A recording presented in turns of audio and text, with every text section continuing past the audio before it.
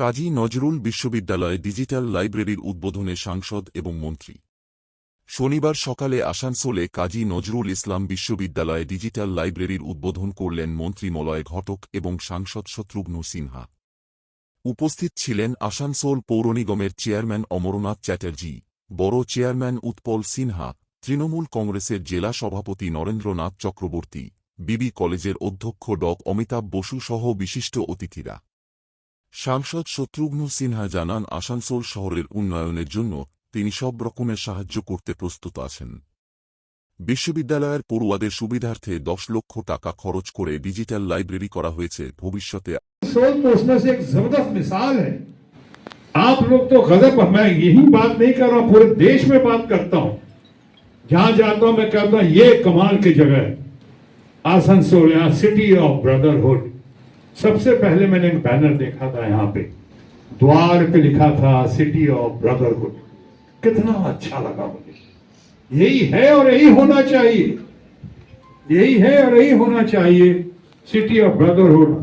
और आज मैं इसी का प्रमोशन करता हूं, इसी का प्रोटेक्शन करता हूं, इसी का प्रोजेक्शन करता हूं। मैं आज आप लोग के सामने आया हूं आपके भाई के नाते, आपके परिवार के सदस्य के नाते, और मैं यही कहना चाह रहा हूं कि ममता जी को गलत समझाने की कोशिश की है इन लोगों ने, खासकर गोदी मीडिया ने। कुछ लोग जो हैं धड़ाधड़ उनको भेजे जा रहे हैं इस तरह करके।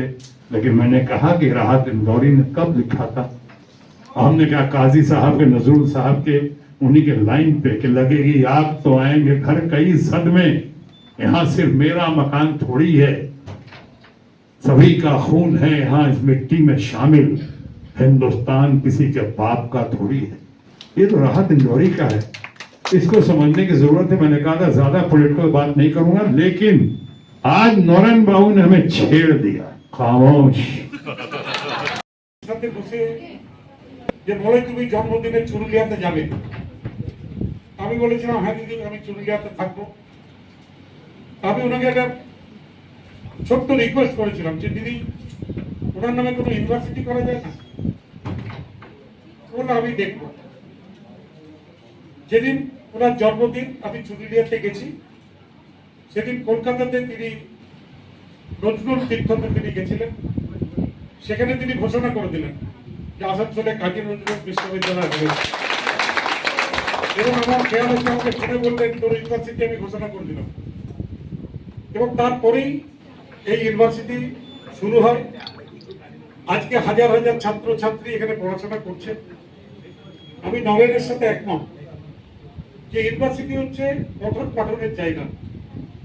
এখানে যারা ছাত্রছাত্রী আসেন তারা অনেক আশা নিয়ে আসেন পড়াশোনা করব।